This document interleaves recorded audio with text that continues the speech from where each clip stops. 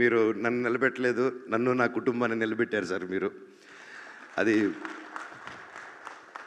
అంటే ఎప్పుడు నాకు తెలియని ఒక భయం ఉంది, ఇన్ని రోజులు ఎక్కడా చెప్పలేదు.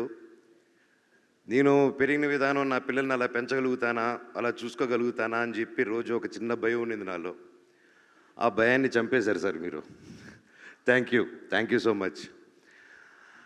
నిజంగా ఆయన పడ్డ కష్టం, ఆయన ఒక టెక్నీషియన్గా అండ్ మధ్యలో ఒక సినిమా చేయడం, దానికి రివ్యూస్ వేరేగా మిక్స్డ్ రివ్యూస్ రావడం, అది వచ్చాక కూడా ఆయన టీం మెంబర్స్ మీద కూడా కమెంట్ వస్తే అది కూడా లెక్క చేయకుండా వాళ్ళతో స్టిక్ ఆన్ అయ్యి అదే విశ్వాన్న ఆ విషయంలో అండి గ్రేట్.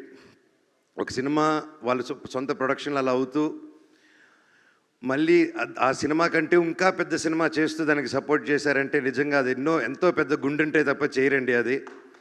నిజంగా హ్యాట్స్ ఆఫ్ విశ్వ గారు. నేను ఎప్పుడు చూడలేదండి ఎప్పుడు ఇలాంటి మనిషిని నేను. You are really awesome sir.